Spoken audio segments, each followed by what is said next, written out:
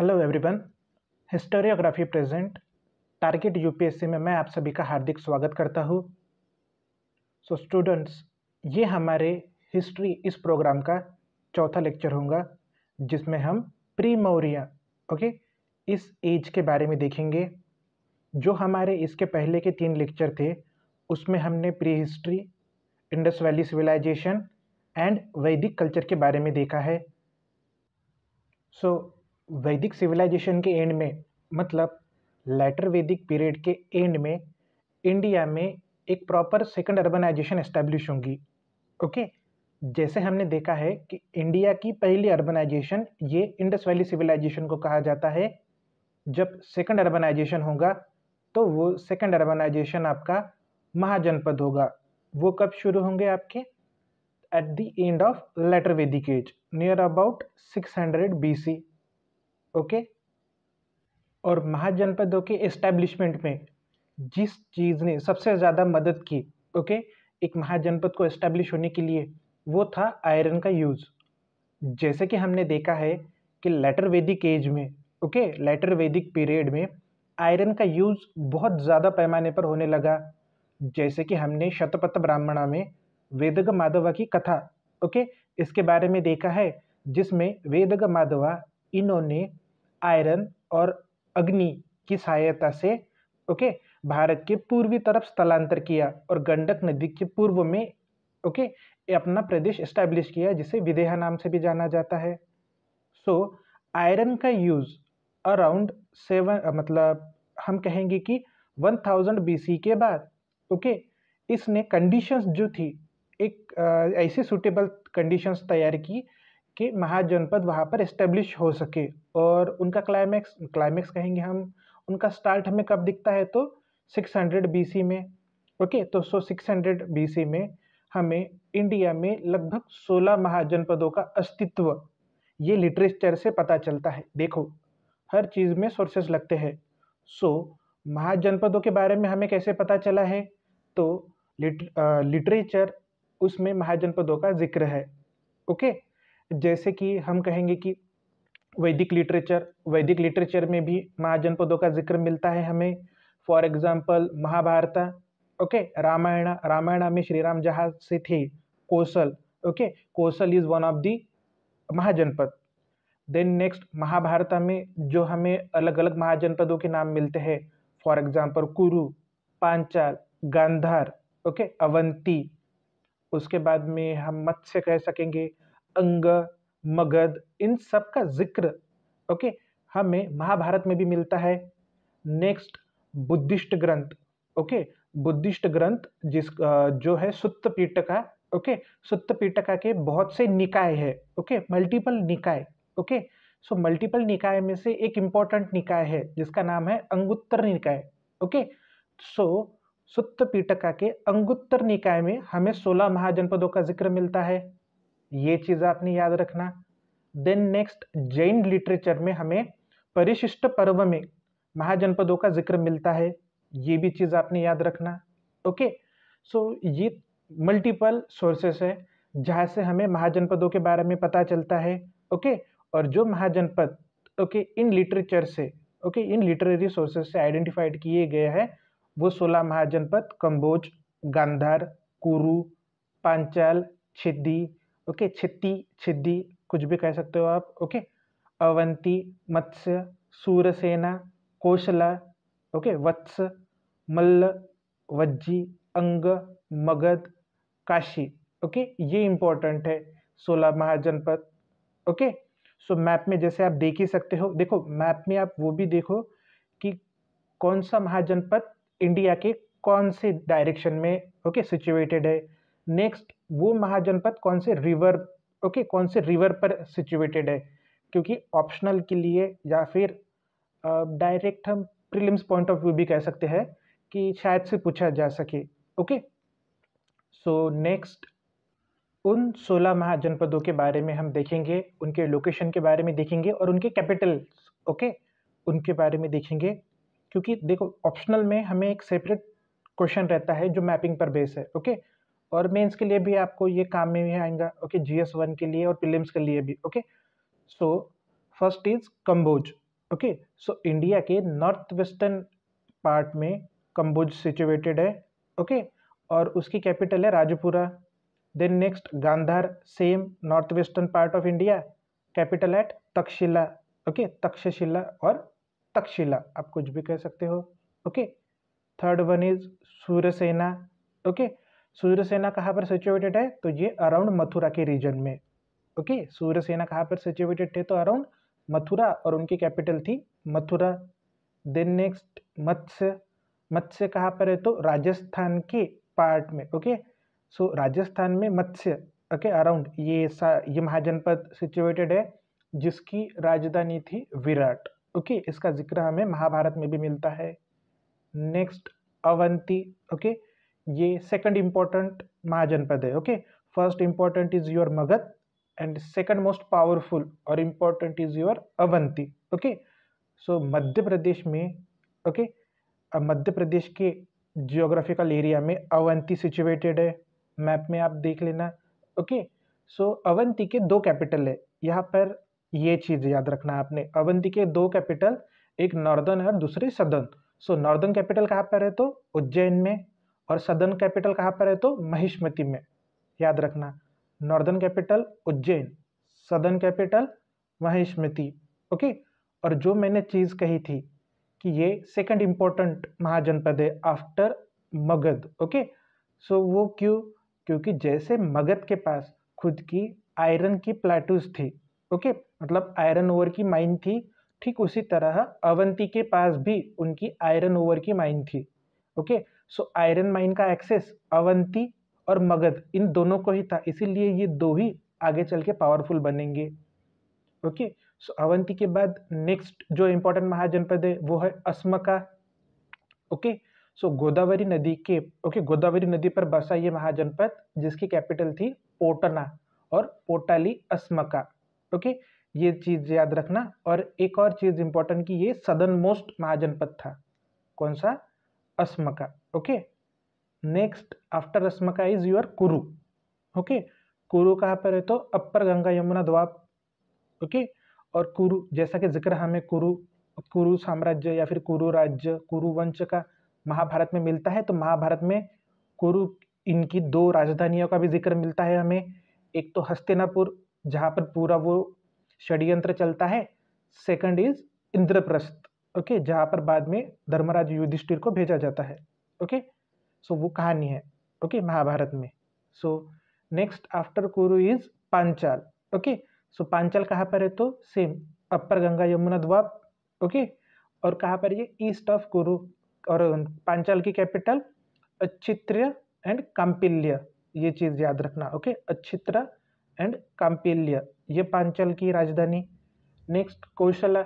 Okay, Kaushala या फिर कौशल, आप कुछ भी कह सकते हो ये।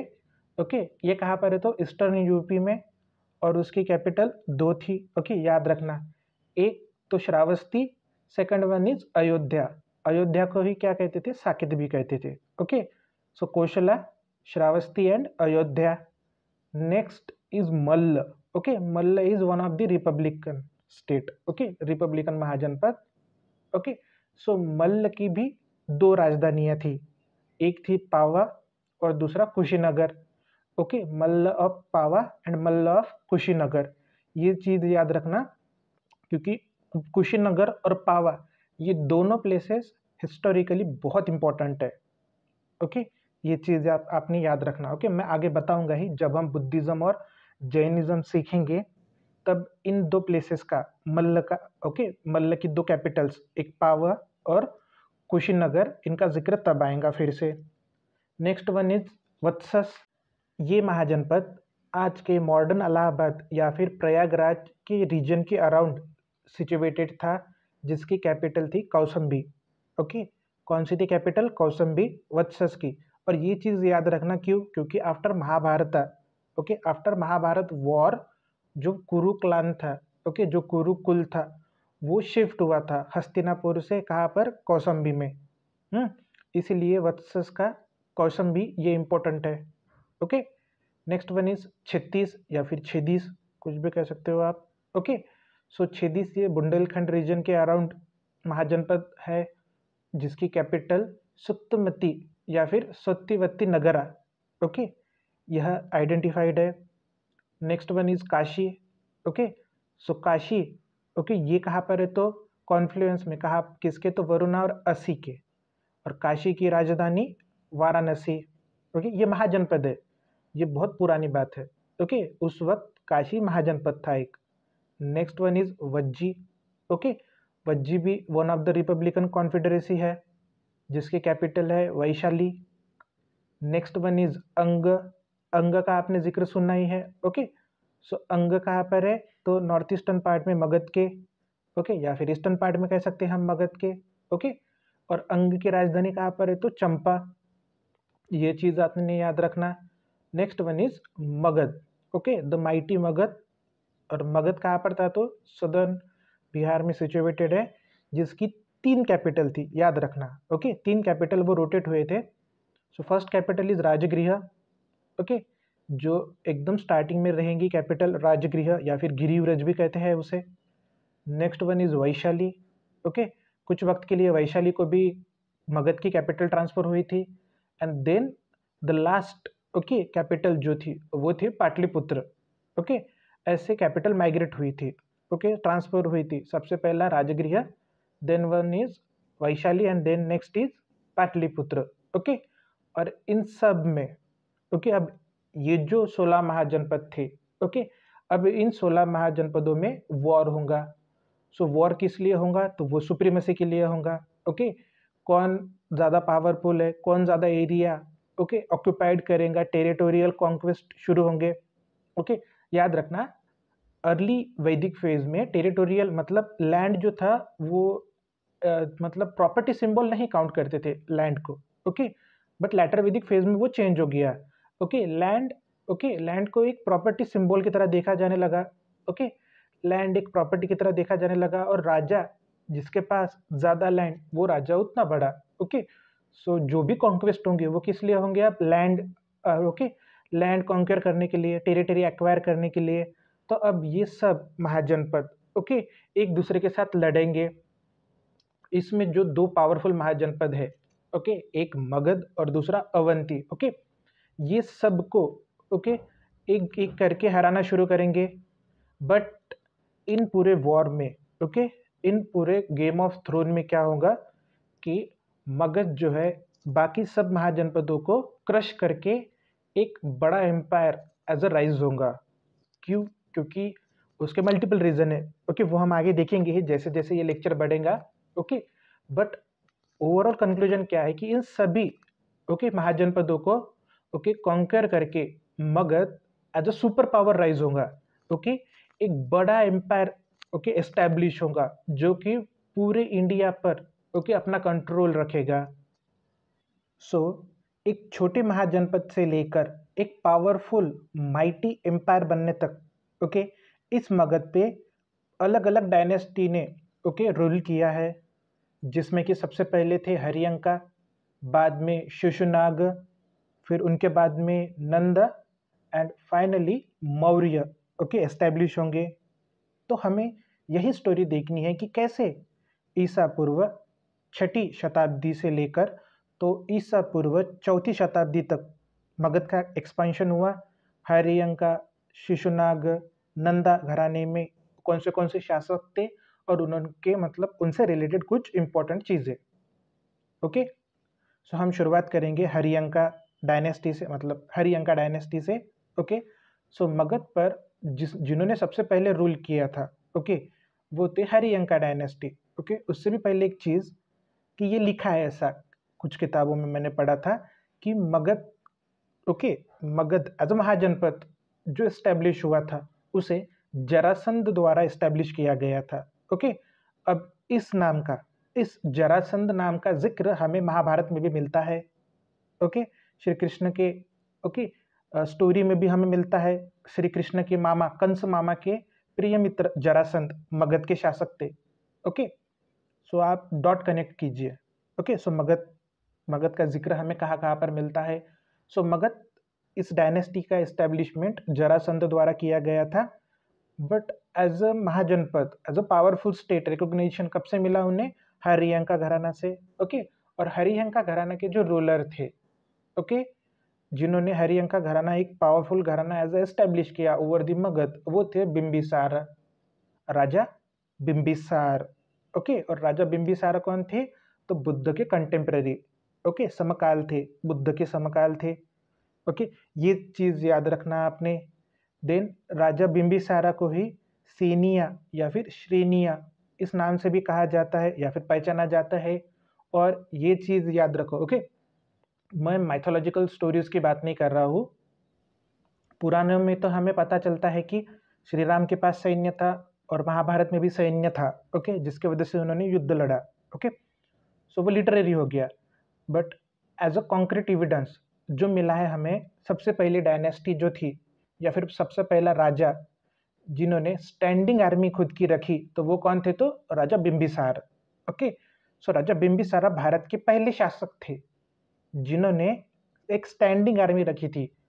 उनके पहले जितने भी शासक थे, ओके, वो टेम्पररी आर्मी थी, मतलब इन टाइम ऑफ इमरजेंसी और in time of war, okay, वो जो ट्रूप है उसको मस्टर्ड करते थे, okay, among the tribe, okay, और वॉर पर जाते थे। बट राजा बिंबिसारा ये पहले राजा थे जिन्होंने एज अ स्टैंडिंग आर्मी खुद की, ओके, एक स्टैब्लिश की, मतलब प्रॉपर आर्मी जिनका काम है सिर्फ आप युद्ध करो, आप कॉन्कर करो और डिफेंड करो, ओके। और नेक्स्ट राजा बिंबिसारा के बारे में ये भी चीज़ कही जाती है, ओके, किताबों में, कि राजा बिंबिसारा के जो पिता थे, ओके, उनकी हत्या अंग के राजा ब्रह्मदत्त ने की थी, ओके। इसी का बदला लेने के लिए राजा बिंबिसारा ने अंग पर अटैक किया था और अंग के राजा ब्रह्मदत्त को हराकर उनकी हत्या कर दी थी और इस तरह अपने पिता की मौत का बदला लिया था, ओके। सो ये कहानी है। बट राजा बिंबिसारा इन्होंने अंग को कॉन्कर कर लिया, ओके। मगध का अभी एक्सपेंशन शुरू होने लगा, ओके। नेक्स्ट एक्सपेंशन की जो स्टेप थी उन्होंने वो की थी मैट्रिमोनियल अलायंस से, जिसमें उन्होंने, ओके, कोसल राज्य, ओके, कोसल राज्य की राजकुमारी महाकोसला देवी से शादी की थी, ओके। महाकोसला देवी कौन थी? तो राजा प्रसेनजीत की बहन, ओके। ये चीज याद रखना आपने, ओके। कौशल राजा प्रसेनजीत की बहन, ओके। और उन्हें as a dowry Kashi village मिला था, ओके। ये भी चीज इंपॉर्टेंट है, ये चीज आपने याद रखना। जब राजा बिंबिसारा इन्होंने महाकोसला देवी से शादी की थी तो उन्हें as a dowry Kashi village मिला था, ओके। तो ये उनकी पहली पत्नी महाकोसला देवी। सेकंड शादी राजा बिंबिसारा इन्होंने लिच्छवी की राजकुमारी चेल्लना इनके साथ की थी, ओके। और ये इंपॉर्टेंट याद रखो, लिच्छवी क्या थे? तो रिपब्लिकन स्टेट थे, ओके।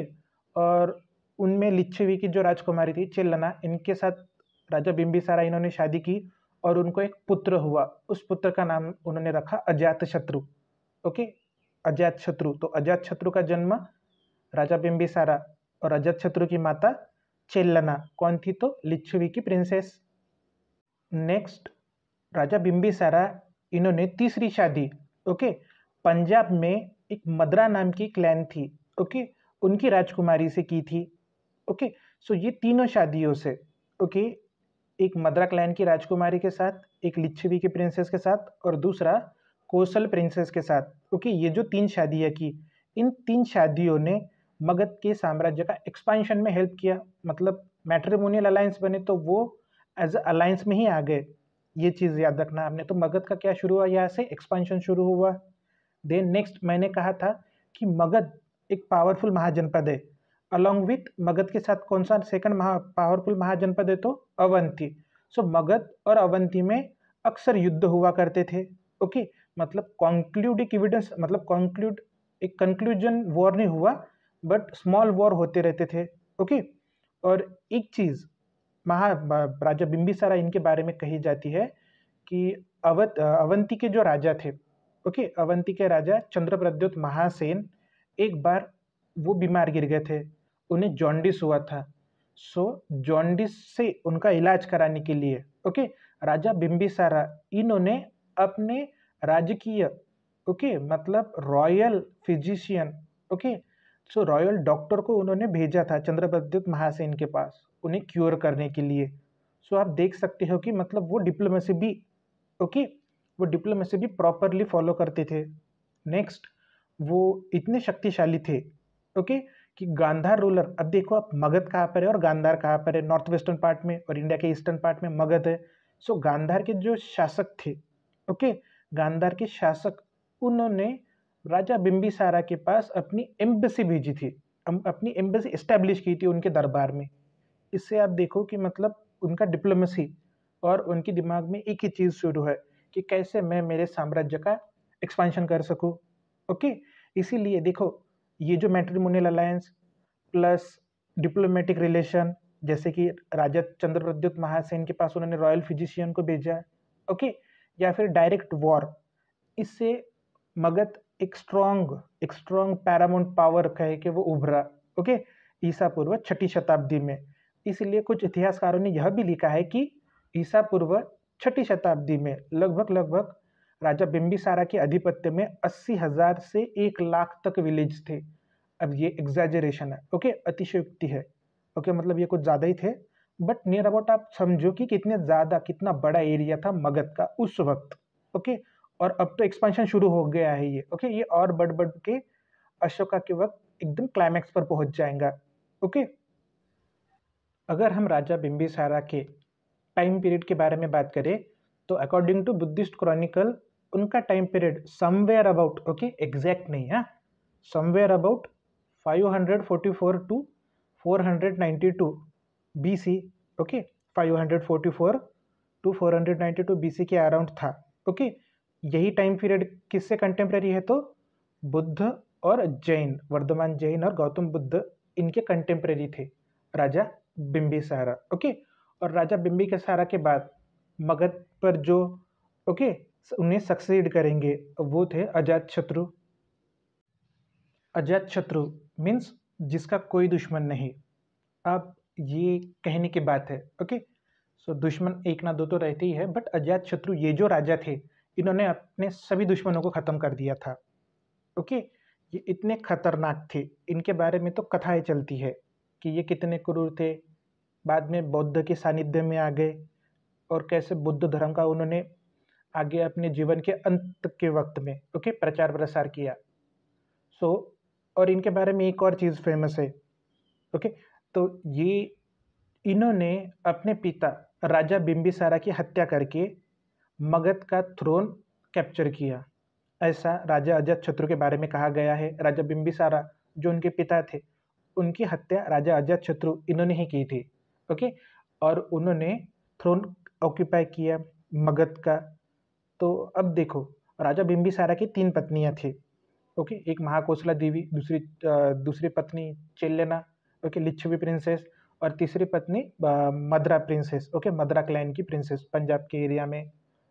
सो उसमें जो महाकोसला देवी थी, ओके, उनको बहुत गुस्सा, उनका मतलब बहुत गुस्सा आया जब अजातशत्रु इन्होंने अपने पिता को मारा।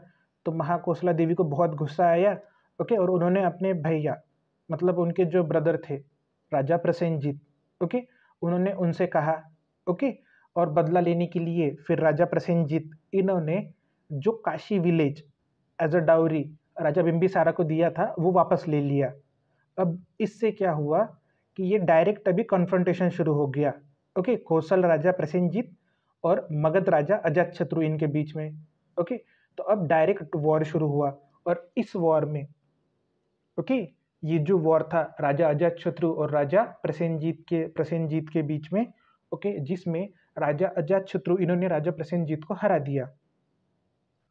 जिसके बाद राजा प्रसेनजीत इन्हें अपनी पुत्री वज्जिरा, इनकी शादी अजातशत्रु से करनी पड़ी, ओके, मामा ही थे, ओके, रिलेशन में। सो राजा अजातशत्रु इन्होंने राजा प्रसेनजीत की पुत्री वज्जिरा के साथ शादी कर ली, ये पहली चीज़ थी, ओके। अब वो इतने पर ही नहीं रुके, उन्होंने अपनी माता जो लिच्छवी प्रिंसेस थी, ओके, लिच्छवी प्रिंसेस होने के बाद भी उन्होंने लिच्छवियों पर आक्रमण कर दिया, ओके। अब यहाँ पर उन्होंने लिच्छवी जो गणराज्य था उस पर एलिगेशन लगाया। वो एलिगेशन क्या था कि आपने युद्ध में कौशल, ओके, कौशल महाजनपद को मदद करनी चाहिए, मतलब किसे, लिच्छवी, इन्होंने कौशल महाजनपद की मदद करनी चाहिए, किस लिए, तो अजातशत्रु इन्हें हराने के लिए। सो वो एलिगेशन लगाकर उन्होंने ओके लिच्छवी के साथ वॉर में गए, बट लिच्छवी एक गण राज्य था जहाँ पर मल्टीपल गन थे। ओके, सो वो वॉर इतना इजी नहीं था जितना इजी कोसल साम्राज्य का था, क्योंकि कोसल में डायरेक्ट कन्फ्रंटेशन था। एक राजा उनका सैन्य, दूसरे राजा और उनके सैन्य में डायरेक्ट वॉर था। बट यहाँ पर ये ऑलिगार्च थे। ओके, हम आगे पढ़ेंगे ही ऑलिगार्च मतलब क्या रहते हैं। सो ऑलिगार्च और उनके मल्टीपल ओके जो टुकड़ियाँ थी, ट्रूप्स थे, उनका फिर वॉर शुरू था और ये लगभग 16 साल तक वॉर चला। ओके, और 16 साल तक वॉर होने के बाद में एट दी एंड मतलब कंटिन्यू नहीं, ऐसे स्मॉल स्मॉल कन्फ्रंटेशन होते थे। So at the end of 16 year okay finally Ajatashatru इन्होंने वैशाली को डिस्ट्रॉय किया और उसको कॉन्कर किया।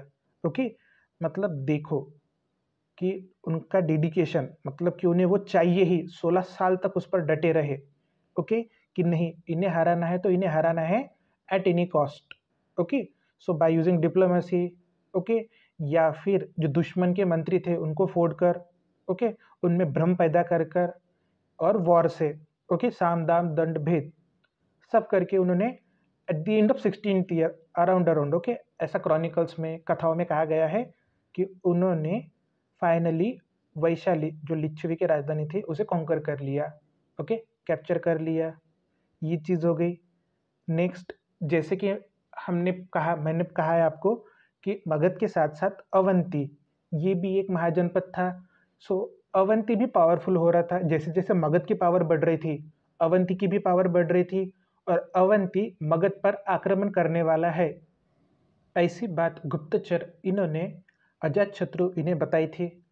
सो उस अवंती के आक्रमण से ओके मतलब डिफेंस, एक डिफेंडिंग वॉल तैयार करने के लिए उन्होंने राजगृह इसको फोर्टिफाई किया था, या फिर हम फोर्टिफिकेशन भी कह सकते हैं, जो कैपिटल है ओके उस वक्त मगध साम्राज्य की, उसको फोर्टिफिकेशन किया था। बट वो जो अवंती का जो थ्रेट था, जो एंटिसिपेट उन्होंने किया था कि मतलब कभी भी हो सकता है, तो वो उनकी जीते जी तो कभी नहीं हुआ ओके अजातशत्रु के। सो कहेंगे हम शायद से सामने वाले अवंती ओके उन राजाओं ने हिम्मत ना की हो ओके, क्योंकि इनके बारे में सुना ही था उन्होंने कि 16 साल तक ये कंटिन्यू वॉर उन्होंने लड़ा। ओके, और जैसे कि मैंने बताया कि eight the end of his life वो बुद्ध की राह पर चले पड़े। ओके, भगवान बुद्ध भी उनके मतलब लास्ट के पीरियड में ही थे जब अजातशत्रु ओके वो थ्रोन पर वो सक्सीड हुए, मतलब जब वो थ्रोन पर आए तब नियरली लास्ट ही पीरियड चालू था गौतम बुद्ध इनके लाइफ के कुछ सालों का। ओके, सो जो लाइफ के लास्ट साल है उन्होंने बौद्ध धर्म के प्रचार प्रसार में ओके व्यतीत कर दिए। नेक्स्ट, अजातशत्रु को जिन्होंने सक्सीड किया वो थे उदयन। कौन? उदयन। अब ये उदयन क्यों इंपॉर्टेंट है, उनके बारे में एक ही चीज याद रखना आपने कि पटना यहाँ पर उन्होंने एक फोर्ट बनाया था, मतलब एक शहर बनाया था। ओके, पटना यहाँ पर वो चीज़ याद रखना आपने। वो शहर कौन सा बना आगे चलकर? पाटलिपुत्र। सो पाटलिपुत्र की एस्टेब्लिशमेंट किसने की थी? तो उदयन इन्होंने। ओके, ये चीज़ आपने याद रखना। इनके बारे में एक ही चीज़ इंपॉर्टेंट है कि इन्होंने अजातशत्रु इनको सक्सीड किया था और पाटलिपुत्र इस शहर की स्थापना की थी। किन्होंने? उदयन ने। नेक्स्ट जो डायनेस्टी थी जिसने मगध पर साम्राज्य किया था after Haryanka is Shishunaga. Okay, जैसे कि हमने देखा है कि हरियंका डायनेस्टी के लास्ट शासक जो थे वो थे उदयन। अब कुछ जगहों पर ऐसा लिखा है कि उदयन इनको ओके अब शिशुनंदा या फिर शिशुनाग ओके अलग अलग उनका जिक्र है, अलग अलग जगहों पर अलग अलग नामों से। इन्होंने उदयन को थ्रोन से हटाकर खुद थ्रोन पर अपना कब्जा कर लिया था। ओके, और यहाँ से जो डायनेस्टी शुरू होंगी फिर वो कौन सी थी? तो शिशुनाग डायनेस्टी बहुत कम पीरियड के लिए थी ओके बट इम्पॉर्टेंट थी शिशुनाग डायनेस्टी। और इन्होंने ओके सेम अवंती का थ्रेट जो था ओके उसको एंटिसिपेट करते हुए जो कैपिटल थी वो राजगृह से टेम्परेरीली वैशाली को शिफ्ट कर दी थी। ओके, अब वैशाली तो कॉन्कर हुआ ही है ना। सो शिशुनाग इन्होंने जो कैपिटल थी टेम्परेरीली कहाँ पर शिफ्ट कर दी थी? वैशाली को। देन नेक्स्ट उन्होंने पूरा फोकस किया था कि अब एरिया एक्सपांड करना है, जो मेन हमें थ्रेट है उस थ्रेट को एलिमिनेट करना है। सो यहाँ पर जो लड़ाई हुई थी अब वो सुप्रीमेसी की लड़ाई हुई थी, जो थी सीधा मगध और अवंती के बीच में, जिसमें मगध ने अवंती को पूरी तरीके से क्रश कर दिया। ओके, जो पावर थी अवंती की वो क्रश हो गई। सो अब बाय डिफॉल्ट इंडिया में एक ही पावरफुल एम्पायर बचा है। ओके, वो कौन सा, हम एम्पायर कह सकेंगे, क्योंकि अब लगभग लगभग तय हो चुका है, इतना बड़ा एक्सपांडेशन हो चुका है। सो अवंती को डिस्ट्रॉय करने के बाद इंडिया में एक ही एम्पायर बचा, वो कौन सा था, तो मगध। ओके, और मगध के कौन से शासक के वक्त अवंती की पावर डिस्ट्रॉय हुई, तो शिशुनाग के वक्त। ये चीज याद रखना है आपने। ओके, शिशुनाग डायनेस्टी के नेक्स्ट इंपॉर्टेंट जो रूलर थे उनका नाम था काल अशोका। ओके, काकावरीन या फिर काल अशोका। ओके, अब ये क्यों इंपॉर्टेंट है ये चीज़ याद रखना। तो काल अशोका, इनसे जुड़ी हुए दो चीज़ें हैं। एक तो उन्होंने कैपिटल जो थी वैशाली से पाटलिपुत्र को ट्रांसफर की। देखो Pataliputra as a fort establish हो चुका है उदयन के वक्त। ओके, उदयन इन्होंने पाटलिपुत्र यह शहर बनाया था, बट अवंती का थ्रेट एंटिसिपेट करके शिशुनाग के पहले रूलर जो थे उन्होंने कैपिटल टेम्पररीली, ओके, राजगृह से वैशाली को शिफ्ट की थी। अब जो कि अवंती का पूरा थ्रेट जो है वो एलिमिनेट हो चुका है, तो वापस से उन्होंने वैशाली से जो कैपिटल ट्रांसफर करके काल अशोका द्वारा कहाँ पर लाई गई, पाटलिपुत्र को। ओके, एंड नेक्स्ट ये भी चीज़ याद रखना आपने कि काल अशोका ही थे जिनके वक्त second Buddhist council, okay, second Buddhist council arrange हुई थी। ओके, पहली बुद्धिस्ट काउंसिल किसके वक्त अरेंज हुई थी, किनके वक्त अरेंज हुई थी, तो अजातशत्रु इनके वक्त। ओके, जैसे ही बुद्ध की मृत्यु हुई थी ईसा पूर्व 483 483 BC, उसी साल जिस साल उनकी मृत्यु हुई उसी साल पहली बुद्धिस्ट काउंसिल ऑर्गेनाइज हुई। सेकंड बुद्धिस्ट काउंसिल उसके ठीक 100 साल बाद 373 BC किसके वक्त, सो काल अशोका इनके वक्त एस्टेब्लिश हुई थी। ओके, मतलब ऑर्गेनाइज हुई थी। ओके, सो नेक्स्ट शिशुनाग के बाद मगध पर जो नेक्स्ट डायनेस्टी, ओके, रूल करने आएंगी वो थी नंदा डायनेस्टी। नंदा डायनेस्टी, इसकी स्थापना महापद्मनंदा इनके द्वारा की गई थी। सेम इन्होंने भी जो लास्ट रूलर थे, ओके, शिशुनाग डायनेस्टी के, उनको डिथ्रोन करके खुद थ्रोन ऑक्यूपाई कर लिया, ऐसा कहा जाता है।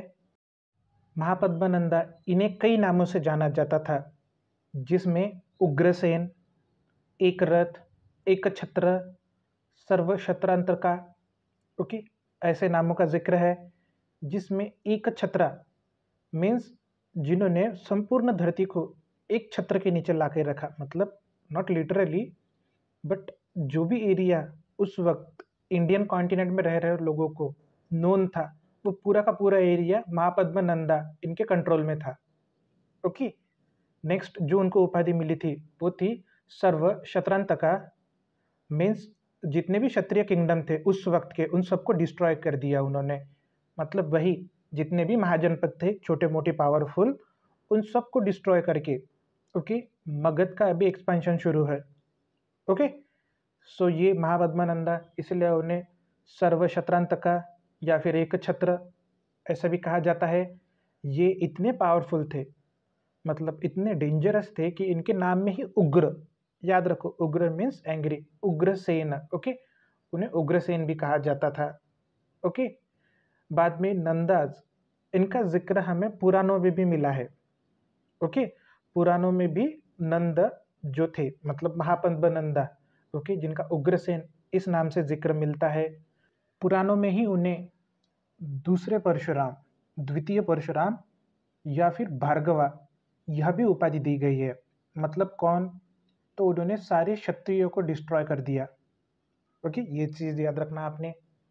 देन अशोका के बाद महापद्मनंदा ये दूसरे राजा थे जिन्होंने कलिंग को हराया था। ये चीज़ इंपॉर्टेंट है। हाँ, कलिंग को हराने वाले एक अशोका और दूसरे कौन थे, तो महापद्मनंदा। और वहाँ से उन्होंने, okay, as a trophy of, as a symbol of victory, okay, कि उन्होंने कलिंग को कॉन्क्वेर किया है। So as a symbol of victory उन्होंने जैन जो थे इनकी मूर्ति को लाया था वहाँ से। ओके, महापद्मनंदा इन्होंने कौशल साम्राज्य को भी कॉन्कर किया था, ये भी चीज़ आप याद रखो। ओके, कि अब आपको लगेगा कि अजातशत्रु इनकी तो कौशल से लड़ाई हुई थी ना, बट याद रखो कौशल के साथ लड़ाई हुई थी, but at the end of war Kaushal के राजा प्रसेनजीत इन्होंने अपनी पुत्री as a matrimonial alliance Ajatashatru को दी थी, मतलब मैट्रिमोनियल अलायंस एस्टेब्लिश हुई थी। फिर भी कौशल एक इंडिपेंडेंट ओके किंगडम वर्क कर रहा था, बट महापद्मानंदा इन्होंने टोटली कौशल को सबमर्ज कर लिया मगध में। नेक्स्ट कलिंगो को भी महापद्मानंदा इन्होंने हराया। एक इफेक्टिव टैक्सेशन सिस्टम एस्टेब्लिश की थी। क्यों? क्योंकि नंद घराने ओके या फिर नंद डायनेस्टी में जो आर्मी थी वो बहुत वास्ट थी, बहुत ह्यूज थी। ओके, और इसका जिक्र हमें बहुत से लिटरेरी सोर्सेस में मिला है। सो इतनी वास्ट थी कि फॉर एग्जाम्पल हजारों हत्ती थे, ऐसा कुछ इतिहासकारों का कहना है। नंद डायनेस्टी के ओके जो आर्मी थी उसमें हजारों हत्ती थे, तो सोचो आप कि मतलब कैवलरी कितनी होगी। तो इससे आप अंदाज़ा लगा सकते हो कि मतलब पैदल चलने वाला सैनिक कितना होगा, घोड़ सैनिक कितना होगा। ओके, सो बहुत बड़ी वास्ट आर्मी थी, और इतनी वास्ट आर्मी को मेंटेन करने के लिए हमें उनको पेमेंट देना पड़ेगा। सो पेमेंट कहाँ से आएगा? तो टैक्सेशन सिस्टम से। So effective taxation system establish करने का भी क्रेडिट इंडिया में सबसे पहले किसे जाता है? तो नंदा डायनेस्टी के महापद्मनंदा को। ओके, एंड देन जो लास्ट रूलर थे नंदा डायनेस्टी के, जिनका नाम था धनानंदा। ओके, सो इनके बारे में हम पढ़ेंगे कब? जब हम मगध मीन्स मौर्य के बारे में पढ़ेंगे।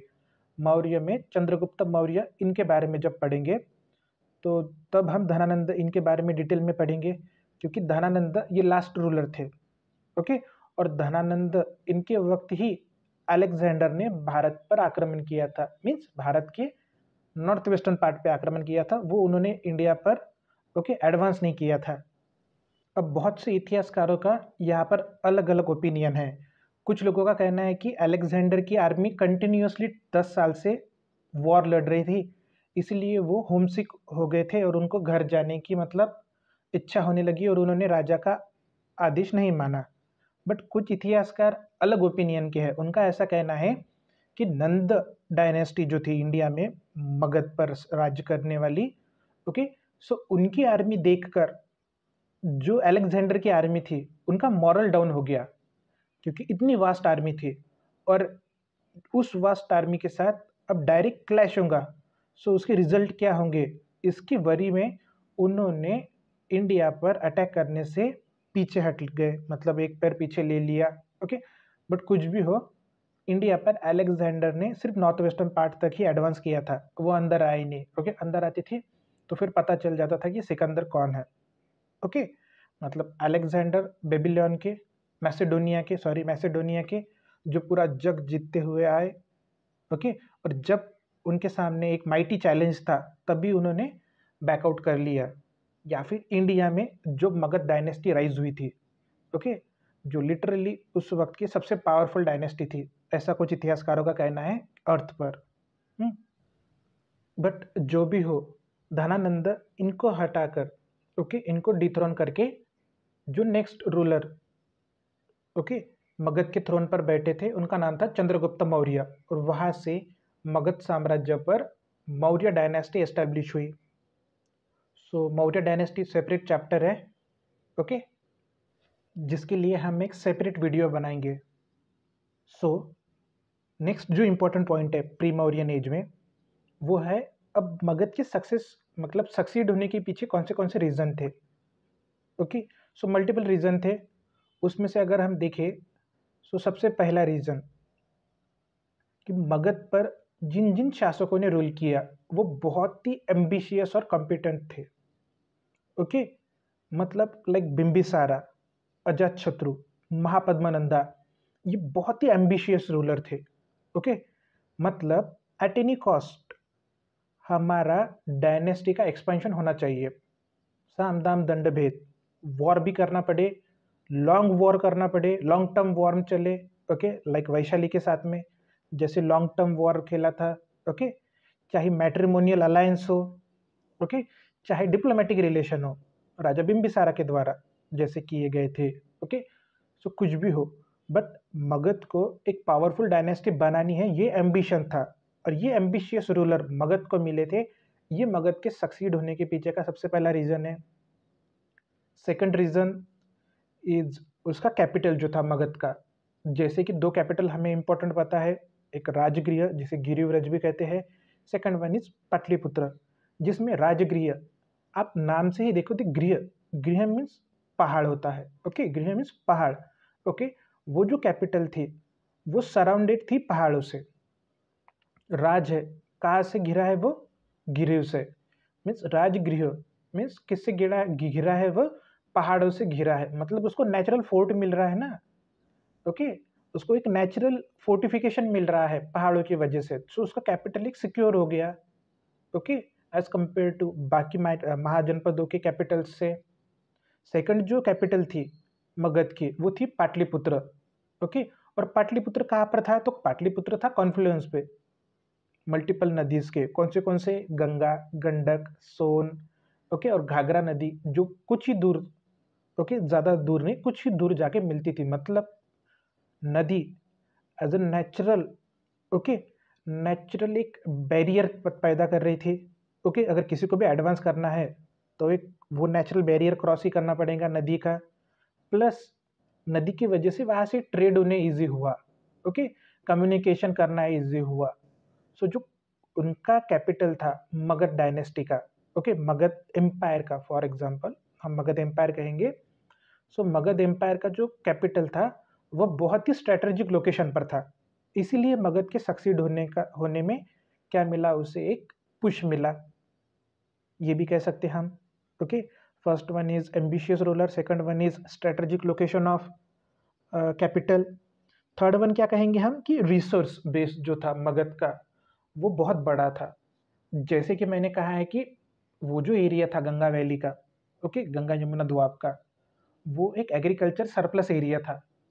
मतलब वहाँ से आपको एग्रीकल्चर आउटपुट बहुत अच्छा मिलेगा, एग्रीकल्चर ग्रेन अच्छा मिलेगा, मतलब एग्रीकल्चर आउटपुट ज़्यादा मिल रहा है तो टैक्सेशन अच्छा होगा।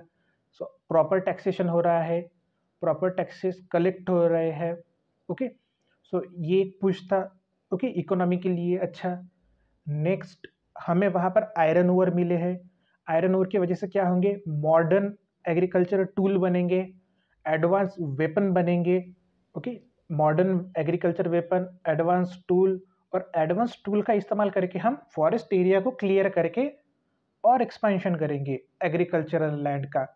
ओके, मतलब जो रिसोर्स थे, रिसोर्स ने कैसे, ओके, मगध के प्रॉस्पेरिटी में हेल्प किया, ये भी हमें दिख रहा है। सो ये तीसरा रीजन, ओके, कि मगध को एक बहुत ही प्रॉस्परस रिसोर्स बेस था। नेक्स्ट हमें ऐसा भी दिखता है कि मगध डायनेस्टी में और मगध साम्राज्य में हमें ब्यूरोक्रेसी का एस्टेब्लिशमेंट, ओके, ये दिखता है। और ये ब्यूरोक्रेसी अपनी पिक पर नहीं कहेंगे हम, एक प्रॉपर वेल एस्टेब्लिश दिखती है हमें नंदा डायनेस्टी के वक्त। ओके, मौर्य के वक्त पिक पर होंगी bureaucracy. Okay, proper bureaucracy establish होंगी मौर्य साम्राज्य में, ओके, मौर्य डायनेस्टी में। बट नंदास के वक्त एक एडमिनिस्ट्रेटिव सिस्टम ये एस्टेब्लिश हो गई थी। ओके, जो क्या देखती थी, जो कैनाल्स के डिगिंग को देखती थी। ओके, किस लिए हम कैनल बना रहे हैं, ताकि उससे हम इरिगेशन कर सके, ओके, एग्रीकल्चर को इरिगेशन दे सके। ओके, जिससे अच्छा एक सरप्लस एग्रीकल्चरल आउटपुट निकलेगा, जो कि एक टैक्सेशन, जो टैक्स हम क्या करेंगे, टैक्स कलेक्ट करेंगे, उसमें हेल्प करेगा। Okay, and last one is जो मगध था, मगध के पास बहुत एडवांस मिलिट्री मशीन्स थी, या फिर हम कहेंगे कि मैसिव मिलिट्री मशीन्स थी। ओके, हॉर्स थे, एलिफेंट थे, चैरियट थे, और जैसे कि हम कहेंगे कि इनोवेटिव भी वेपन थे।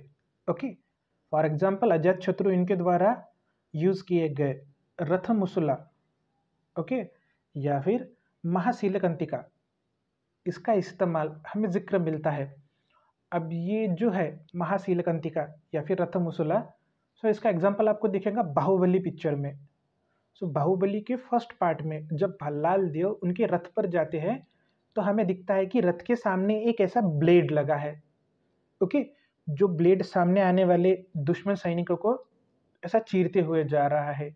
मतलब रथ है, रथ के सामने ऐसा ब्लेड लगा है। सो वो जो डिजाइन है वो किससे इंस्पायर है? तो अजात शत्रु इनके रथमुसुला से। ओके, ये चीज आपने याद रखना। सो एट कंक्लूजन, मगध सक्सीड होने के पीछे कौन से रीजन थे? सो पहला एम्बिशियस रूलर, सेकंड कहेंगे हम उसका स्ट्रैटेजिक लोकेशन कैपिटल का, थर्ड कहेंगे हम ब्रॉड रिसोर्स बेस, फोर्थ कहेंगे हम एडमिनिस्ट्रेटिव सिस्टम थी, एक वेल एस्टेब्लिश एडमिनिस्ट्रेटिव सिस्टम थी, और लास्ट कहेंगे हम मैसिव मिलिट्री थी मगध की। ओके, सो ये कुछ चीज़ें मगध के सक्सेस होने के पीछे। सो नेक्स्ट जो पॉइंट हमें देखना है वो है रिपब्लिकन स्टेट। अब जिस समय मगध का एक्सपेंशन हो रहा है, जिस टाइम पीरियड में हो रहा है, उसी टाइम पीरियड में रिपब्लिकन स्टेट भी, ओके, इंडिया के हम कहेंगे कि नॉर्थ ईस्टर्न पार्ट में, या फिर नॉर्थ ईस्टर्न कहेंगे हम, नदर्न पार्ट में इंडिया के वेल एस्टेब्लिश है। मतलब रिपब्लिकन ट्रेडिशन जो है वो एज ओल्ड एज बुद्धा है, क्योंकि बुद्ध कंटेम्प्रेरी थे राजा बिंबिसार के, और उनके ही कंटेम्प्रेरी है ये रिपब्लिकन स्टेट, जिनका जिक्र हमें बुद्धिस्ट लिटरेचर में भी मिला है और जैन लिटरेचर में भी मिला है। आप देखो कि रिपब्लिकन स्टेट इंडिया में कितने पुराने हैं। तो रिपब्लिकन ट्रेडिशन इंडिया में ईसा पूर्व 600 बीसी के आसपास है, ओके, और जिसमें हमें जियोग्राफिकली देखा तो ऐसा पता चलता है कि ये कॉमनली इंडस के बेसिन में एग्जिस्ट करते थे, या फिर ओके हिमालय के फुट हिल में, मतलब जो ईस्टर्न यूपी या फिर नॉर्दर्न बिहार का जो पार्ट था बेसिकली उस एरिया में। ओके, अब यही एरिया क्यों? क्योंकि जो इंडस बेसिन था शायद से वहाँ पर जो रेमिनेंट थे वैदिक ट्राइब के, जो एकदम फर्स्ट फेज में आई थी, या फिर जो वैदिक ट्राइब वहाँ पर रह गई उनकी हो, ओके, या मतलब उनसे रेमिनेंट हो, उनके उत्तराधिकारी हो वहीं पर बसे हुए, क्योंकि उनमें जो मतलब सोसाइटी थी उसमें वो ट्राइबल इक्वलिटी को महत्व देते थे। ओके, मतलब सब कौन है तो इक्वल है। ओके, और जो हिमालयन फुटहिल में हमें दिखता है वहाँ पे भी सेम ट्राइबल इक्वलिटी को ही महत्व देते थे। इसीलिए हमें दिखता है कि ये जो एरिया है, दो एरिया, यहाँ पर ही हमें प्रोमिनेंटली ये रिपब्लिकन स्टेट दिखेंगे। ओके, जिसमें हमें एक चीज़ नज़र आएंगी कि अनलाइक मोनार्च, यहाँ पर जो है ट्राइबल ओलिगार्ची है। ओके, मोनार्ची मीन्स एक राजा, एक राजा पूरे टेरिटोरियल एरिया पर राज करेगा, रूल करेगा। बट ओलिगार्ची में क्या होता है, मल्टीपल राजा रहते हैं। Okay, oligarchy means multiple. Okay, so multiple राजाएं उस टेरिटरी पर वो राज करेंगे। फॉर एग्जाम्पल हम कहेंगे कि मतलब एक कॉन्फेडरेशन होगा, ओके, एक संगठन होगा, वो राजा साथ में आएंगे, एक यूनियन बनाएंगे, और उस यूनियन में एक बॉडी होंगी, वो बॉडी के वो मेंबर होंगे। ओके, फॉर एग्जांपल 6 राजा साथ में आए, ओके, उन्होंने अपने ABCD जो है 6 साम्राज्य साथ में लाए, उनको मिक्स करके एक बहुत बड़ा साम्राज्य बनाया, और उसके वो जो 6 है वो 6 बने एग्जीक्यूटिव मेंबर, मतलब ऑलिगार्च बने। ओके, और वो सबकी सहमति से ही, मतलब इक्वालिटी, ओके, सबकी सहमति से ही उसमें मतलब डिसीजन होता होगा। सो ये है ट्राइबल ओलिगार्ची, अगर आपको क्लियर हुआ होगा तो। ओके, मोनार्च मीन्स एक राजा, ओलिगार्च मीन्स मल्टीपल राजा। ओके, और रिपब्लिक में हमें यही दिखता है कि जो राजा थे ओलिगार्च, ओके, इंडिविजुअल राजा, उनको परमिशन थी अपनी लिटिल आर्मी जो थी उसको मेंटेन, देखिए ये एक बड़ा साम्राज्य नहीं है, ये छोटे छोटे साम्राज्य है जो साथ में आके एक बड़ा साम्राज्य उन्होंने एस्टेब्लिश किया। सो उसमें भी उन्हें परमिशन थी खुद की एक छोटी आर्मी रखने की, ओके, जिसके वो सेनापति भी रखते थे। ओके, और ये चीज़ क्यों? एक तो खुद को डिफेंड करने के लिए, एक चीज़ सबसे इम्पोर्टेंट, खुद को डिफेंड करने के लिए। सेकंड, अगर उन्हें compete भी करना हो तो उन्हें वही लिटिल आर्मी यूज़ करनी पड़ेगी। ओके, compete करके किसी दूसरे राजा को हरा कर उसका एरिया ऑक्यूपाइड करना। सो उसके लिए उनको परमिशन थी। नेक्स्ट इंपॉर्टेंट चीज़ हमें रिपब्लिकन स्टेट के बारे में ये चीज़ याद रखनी है कि अनलाइक मोनार्च, रिपब्लिक में क्या था कि जो पुरोहित थे, प्रीस्ट थे, ओके, उनको इतना महत्व नहीं था, क्योंकि ये जो एरिया है रिपब्लिक का एरिया है, देखो आप ये हेटेरोडॉक्स सेक्ट्स के ओके इन्फ्लुएंस में आया है, मतलब बौद्ध धर्म या फिर जैन धर्म जो है उनका प्रभाव इस एरिया में हमें दिखता है। इसीलिए इस एरिया में पुरोहित ओके इनका उतना महत्व दिखता नहीं, क्योंकि वैदिक धर्म का इन्फ्लुएंस इस एरिया में बहुत कम था। मीन्स रिपब्लिकन स्टेट्स पर ही वैदिक धर्म का इन्फ्लुएंस हमें ज़्यादा दिखता नहीं है, अनलाइक मोनार्च। मोनार्च स्टेट पर तो हमें यस वैदिक धर्म का धीरे धीरे अभी इफेक्ट हम देखेंगे, तो वैसे आगे चलकर हमें दिखेगा ही कि कौन से राजा ने क्या किया था। ओके, सो ये चीज़ याद रखना आपने कि रिपब्लिकन स्टेट्स में पुरोहित जो थे, ब्राह्मण जो थे, उनको इतना महत्व नहीं था जितना मोनार्च में था। नेक्स्ट ओके, जो क्लास था या फिर हम कहेंगे उसको वर्ण था, उसको इतना महत्व नहीं था रिपब्लिकन में। जैसे कि हमें कुछ रिपब्लिक जो थे जैसे कि शाक्य और लिच्छवी, इसमें हमें ऐसा दिखता है कि जो रूलिंग क्लास था ओके वो सेम क्लैन को बिलोंग करता है जो कि नॉर्मल क्लैन थी। ओके, मीन्स जो राजा था, जो ओलिगार्च था ओके वो सेम क्लैन को और सेम वर्ण को बिलोंग करते थे रिपब्लिक में। नेक्स्ट, अगर मैं एडमिनिस्ट्रेटिव मशीनरीज के बारे में बात करूँ ओके तो उसमें हमें दिखता है कि राजा, उपराजा, सेनापति एंड बंदघरिका। ओके, मीन्स भंडार घरी का हम या फिर बंद घरी का कहेंगे हम, ट्रेजरर। ओके, ये सिंपल उनका एडमिनिस्ट्रेटिव स्ट्रक्चर था। देन नेक्स्ट हमें यह भी दिखता है कुछ लिटरेचर्स में कि नियर अबाउट 7 कोड थे हेरार्चिकल ऑर्डर में। ओके, जो केसेस थे उनको हियर करने के लिए 7 कोड्स ओके हेरार्चिकल ऑर्डर में। नेक्स्ट हमें यह भी दिखता है कि लिच्छवी जो है वो वन ऑफ द ओल्डेस्ट या फिर हम कहेंगे कि ओल्डेस्ट रिपब्लिक ऑफ वर्ल्ड है। ओके, रिपब्लिक स्टेट था वर्ल्ड का कौन, लिच्छवी, जहाँ पर लगभग 7,707 राजा रहते थे। देखो लिच्छवी मतलब मैंने क्या कहा, रिपब्लिक क्या है, ओलिगार्च रहते हैं। ओलिगार्च में जिसमें एक एक ओलिगार्च रहता है, इंडिविजुअल ओलिगार्च एक राजा रहता है। ओके, सो लिच्छवी कितना बड़ा था, जहाँ पर 7,707 राजा रहते थे, और लिच्छवी की राजधानी वैशाली वहाँ पर। इसीलिए तो 16 साल लगे अजातशत्रु इनको वैशाली को कॉन्कर करने के लिए। समझ गए ना? ओके, नेक्स्ट हम देखेंगे कुछ इंपॉर्टेंट रिपब्लिक जिनका मेंशन लिटरेचर में हुआ है। उसमें एक तो शाक्य, वे थे कपिलवस्तु के। Okay, to which lord Buddha belong, मतलब बुद्ध जो थे गौतम बुद्ध, ये उनका क्लैन था। वो इस रिपब्लिक स्टेट को बिलोंग करते थे। कौन से, कपिलवस्तु को। ओके, और उनका क्लैन कौन सा था, तो शाक्य क्लैन। इसीलिए गौतम बुद्ध को शाक्य मुनि भी कहा जाता है। ओके, नेक्स्ट इज लिच्छवी, कहा कि तो Vaishali. Next one is Malla of Pava. Okay, Malla की 2 राजधानियां, एक पावा और दूसरा कुशीनगर। सो मैंने कहा था कि क्यों इंपॉर्टेंट है, क्योंकि पावा इस राजधानी में भगवान महावीर इन्होंने अंतिम दिन बिताया था, मतलब उनकी मृत्यु कहाँ पर हुई, तो पावा में। नेक्स्ट कुशीनगर, कुशीनगर क्यों इंपॉर्टेंट है, तो गौतम बुद्ध की मृत्यु ओके कहाँ पर हुई थी, तो कुशीनगर में, सेकंड कैपिटल। ओके, पावा और कुशीनगर, ये 2 राजधानियां याद रखना आपने। नेक्स्ट वन इज रामाग्रामा के कोलियास, देन सुमसुमासा के भागास, नेक्स्ट पिप्पलिवनह के मरियास, नेक्स्ट केशपुत्त के Kalamas, next Mithila okay sorry Videha, next Jnatrika. अब ये कुंडली ग्राम के थे। ओके, सो जो कुंडली ग्राम है ओके कुंडली ग्राम, ये वो रिपब्लिक स्टेट है जिसको लॉर्ड महावीर बिलोंग करते थे, मतलब लॉर्ड महावीर ये जंत्रिका क्लैन के थे। ओके, सो रिपब्लिक स्टेट के बाद नेक्स्ट जो हमें प्रीमोरियन पॉइंट देखना है important from exam point of view, वो है प्रीमोरियन एज की सोसाइटी। ओके, सो सोसाइटी किस तरह की थी, किस तरह का सोसाइटी में डिवीजन था, ये कुछ चीज़ें हमें देखनी है। तो जैसे कि मैंने कहा था कि जो अब कास्ट सिस्टम है, जो अब रिलीजन है, रिलीजन की पकड़ लेटर वैदिक एज में बहुत बढ़ती जाएंगी। जो कास्ट सिस्टम है ओके वो और रिजिड होते जाएगा।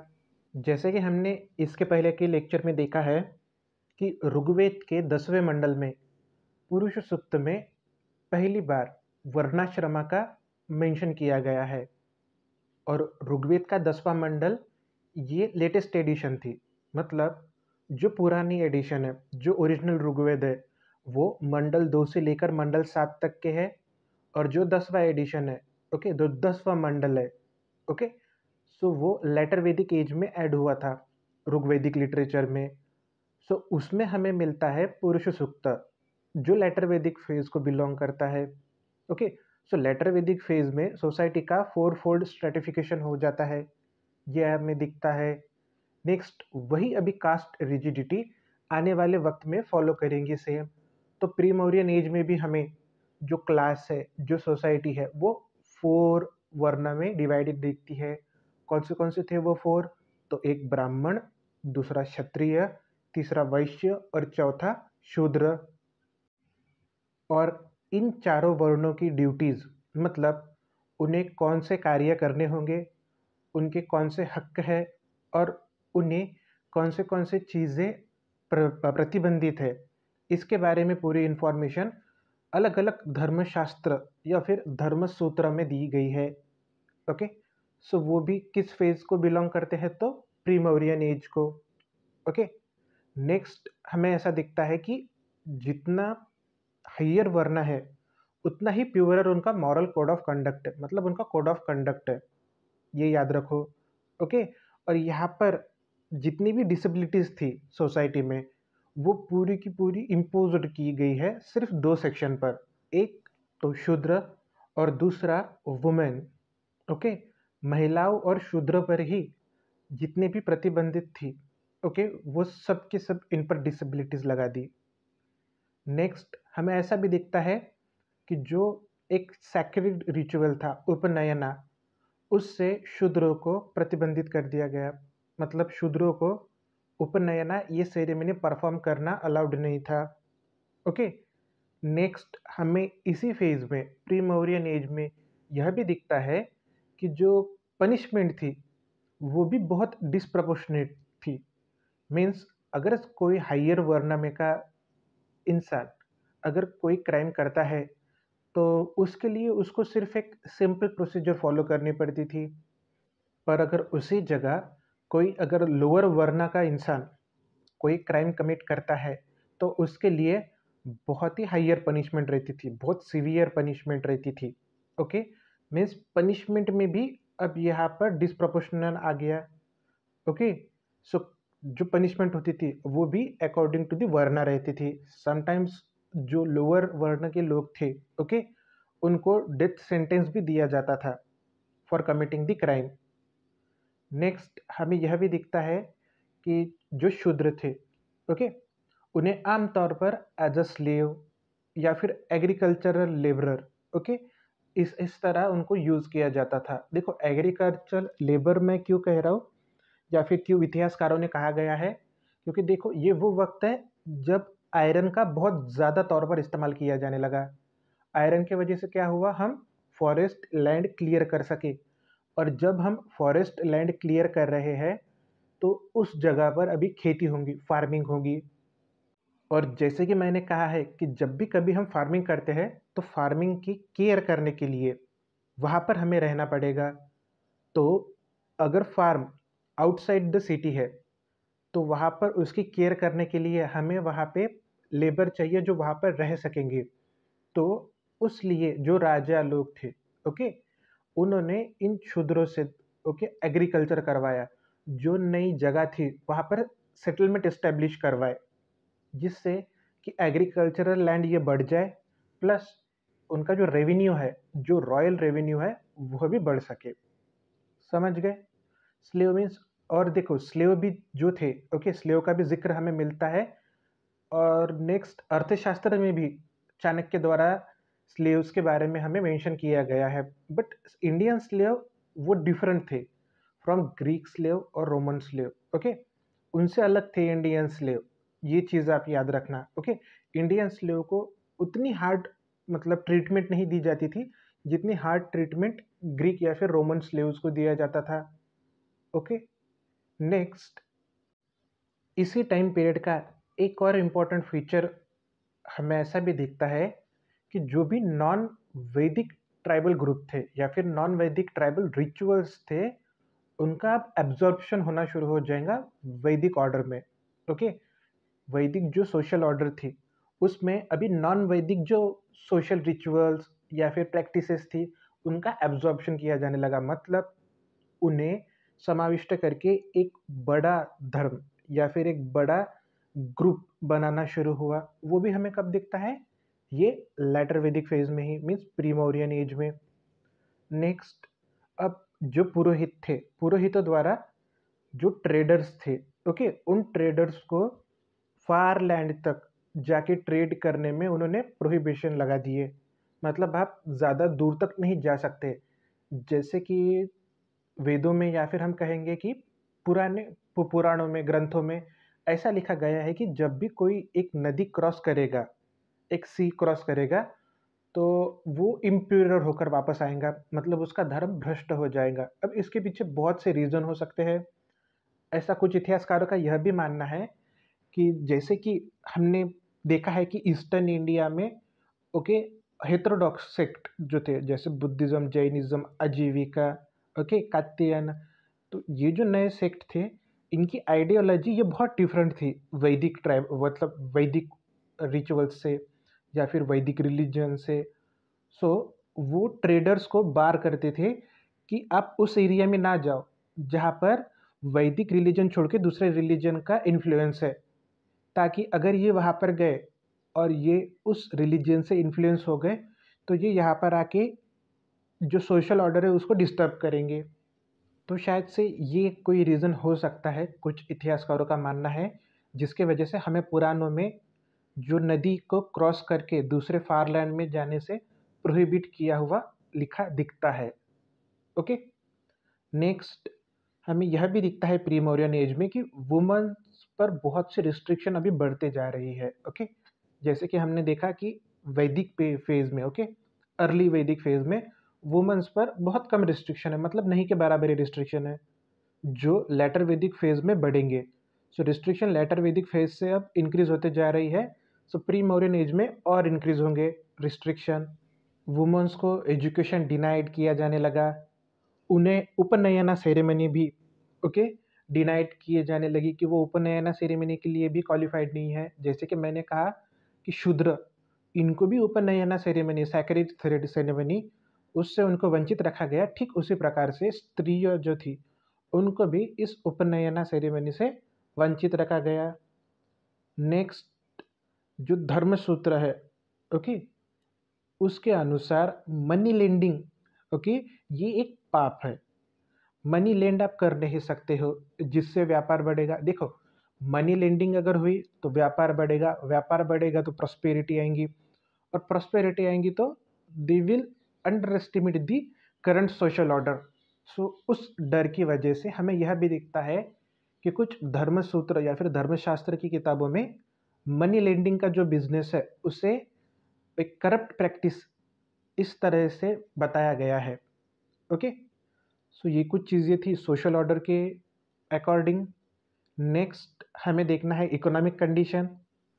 सो जैसे कि हमने देखा है कि लेटर वैदिक फेज में या फिर प्री मौर्यन एज में आयरन का जो यूज़ है वो लार्ज स्केल पर होने लगा है।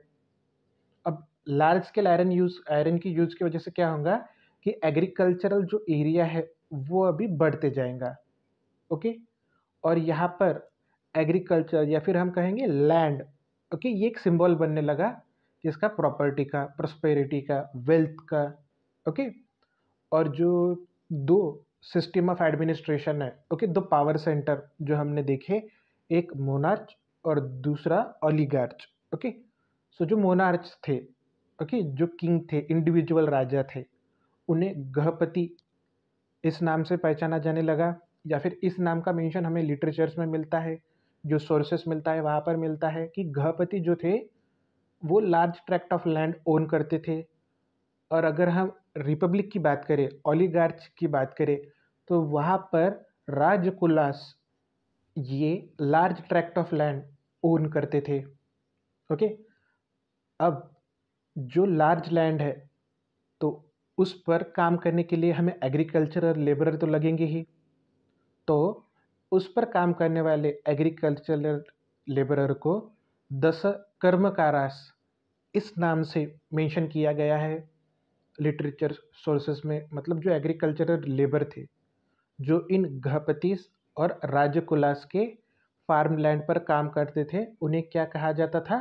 10 कर्मकारास। ओके, वो शायद से स्लेव को डिनोट करता हो या फिर लेबर या फिर शूद्र, इनको डिनोट करता हो, बट वर्ड क्या है? 10 कर्मकारास। ओके, ये चीज़ याद रखना आपने।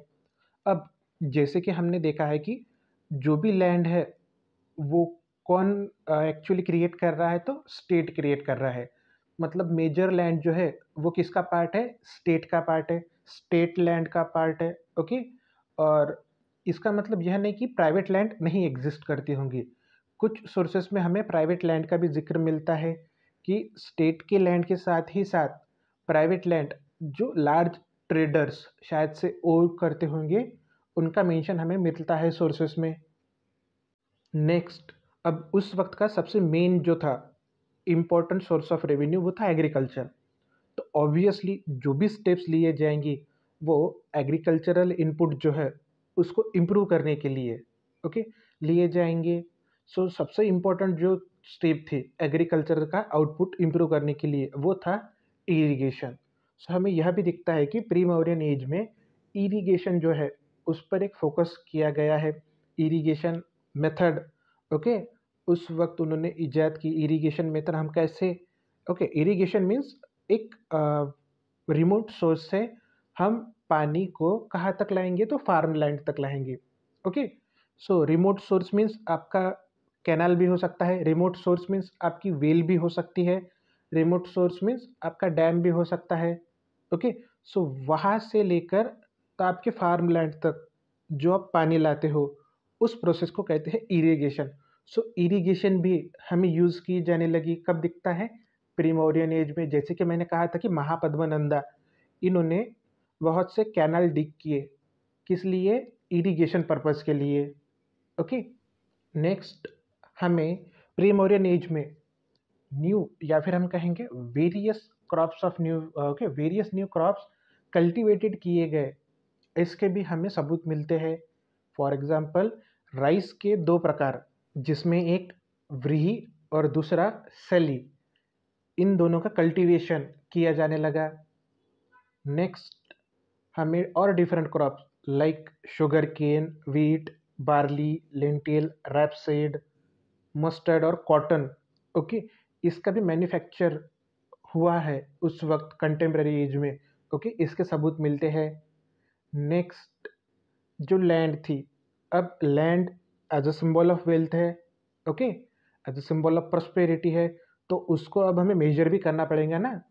तो उसके जो मेजरिंग यूनिट थे उसको करीसा या फिर निवर्तन या फिर कुल्य व्यापा, ओके, इन टर्म्स का इस्तेमाल किया जाने लगा।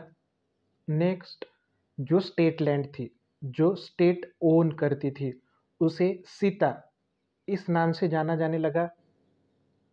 नेक्स्ट, अब जैसे कि मैंने कहा है कि प्री मौर्यन एज ये एक चेंजिंग एज था। इस वक्त इंडिया में अर्बनाइजेशन आया। ओके, अर्बनाइजेशन आया मीन्स ट्रेड बढ़ेगा, ट्रेड बढ़ेगा मीन्स ट्रेड ऑर्गेनाइजेशन इस्टेब्लिश होते हुए हमें दिखेंगे। तो उन ट्रेड ऑर्गेनाइजेशन को गिल्ड कहा जाता था या फिर श्रेणी कहा जाता था। ओके, क्या कहा जाता था? श्रेणीस या फिर गिल्ड। ओके, सो ऐसे 18 गिल्ड्स या फिर श्रेणी का हमें मेंशन मिलता है बुद्धिस्ट लिटरेचर में। ओके, और इन श्रेणीज के जो रूल्स, ओके, जो रेगुलेशंस थे वो सेपरेट थे, okay, from state law. Okay, इन्होंने खुद के ही रूल्स एंड रेगुलेशन बनाए थे। जैसे कि जो श्रेणी के कोर्ट थे जहाँ पर सब, फॉर एग्जांपल आज के अगर हिसाब से हम बात करें तो एपेलेट ट्रिब्यूनल, उनके खुद का एपेलेट ट्रिब्यूनल था जिसे क्या कहा जाता था? श्रेणी न्यायालय। नेक्स्ट, जो इनके लॉ एंड रेगुलेशन थे, ओके, श्रेणीज, इनके लॉ एंड रेगुलेशन, उसे श्रेणी धर्म इस नाम से जाना जाता था। नेक्स्ट, श्रेणीज जो थे वो खुद के एक क्वालिटी स्टैंडर्ड भी मेंटेन करते थे कि मीन्स अगर आपका कोई प्रोडक्ट बनता है, आपका जो भी कोई प्रोडक्ट होगा वो इन क्वालिटी मेजर्स को फॉलो करना चाहिए। मीन्स क्वालिटी स्टैंडर्ड भी उन्होंने डिसाइड किए रखे थे। ओके, लाइक BSI मार्क्स, अगर आज के कंटेम्प्रेरी टाइम की मैं बात करूँ तो। नेक्स्ट, इन श्रेणीज की खुद की आर्म फोर्सेस रहती थी, ओके, डिफेंड करने के लिए या फिर अटैक करने के लिए। तो उसे क्या कहा जाता था? तो श्रेणी बल। ओके, मीन्स देखो आप, इन्होंने खुद के ही एक ऑर्गेनाइजेशन को एक स्ट्रक्चरल फॉर्म दिया है। मीन्स खुद की आर्म फोर्स श्रेणी बल, खुद का कोर्ट श्रेणी न्यायालय, खुद के लॉज एंड रेगुलेशन श्रेणी धर्म। ओके, तो इस हिसाब से हमें दिखता है कि प्री मौर्यन एज में ट्रेड को कितना महत्व दिया जाता था। अब इस कंटिन्यूअस ट्रेड में क्या होगा? प्रॉस्पेरिटी बढ़ती जाएंगी। कुछ ट्रेडर जो है वो बहुत बड़े बनेंगे, लाइक अडानी अंबानी। ओके, सो वो एक ट्रेड के जो पार है उसके बहुत ऊपर चले जाएंगे। तो ऐसे जो बड़े ट्रेडर्स थे, ओके, वो जो है वो बैंकिंग सिस्टम में भी इन्वॉल्व थे। मीन्स वो कॉइन इशू करते थे। ओके, और वो जो वक्त था प्री मौर्यन एज, उस वक्त में हमें पंच मार्क कॉइन दिखते हैं, या फिर मौर्यन एज में भी हमें पंच मार्क कॉइन ही दिखते हैं। ओके, सो वो जो कॉइन इशू करते थे, कौन से कॉइन रहते थे? वो पंच मार्क कॉइन। और वो बैंकर मीन्स वो श्रेणी, वो ट्रेडर्स जो बैंकिंग में, ओके, क्या है कहते हैं हम, रिलेटेड थे या फिर इन्वॉल्व थे। ओके, उन्हें श्रेष्ठी कहा जाता था। क्या कहा जाता था? श्रेष्ठी। Means those trader who related with banking system. Okay, या फिर इन्वॉल्व इन बैंकिंग सिस्टम, तो उन्हें क्या कहा जाता था? श्रेष्ठी। और ऐसे ही श्रेष्ठीज में से एक जो श्रेष्ठी था, बहुत फेमस है, उनका नाम था अनंत पिंडका। ओके, अनंत पिंडका नाम के एक श्रेष्ठी थे, बहुत फेमस थे। ओके, श्रावस्ती के। सो वो इतने अमीर थे कि उनको उस वक्त का सबसे अमीर बंदा, मतलब ऐसा लिखा है लिटरेचर्स में। ओके, सो उनके बारे में लिखा गया है कि उन्होंने बुद्ध को, गौतम बुद्ध को जेतवन विहार, ओके, मीन्स जेतवन था, उसे एज अ दान किया गया, दिया था उन्होंने। ओके, उन्होंने जेतवन की पूरी ज़मीन बुद्ध को दान की थी। कौन? अनंत पिंडका। नेक्स्ट जो इम्पोर्टेंट पॉइंट है प्री मौर्यन एज का, आपको याद रखना है और एग्जाम पॉइंट ऑफ व्यू भी बहुत इंपॉर्टेंट है, वो है टाइप ऑफ पॉटरी। ओके, सो जैसे कि हमने देखा है, इंडस फेज में BRW पॉटरी थी, अर्ली वैदिक फेज में OCP पॉटरी थी, ऑर्च कलर पॉटरी।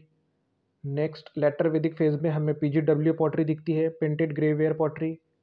अब ये प्री मौर्यन एज में जो पॉटरी थी उसे कहते थे NBPW, means northern black polish ware pottery.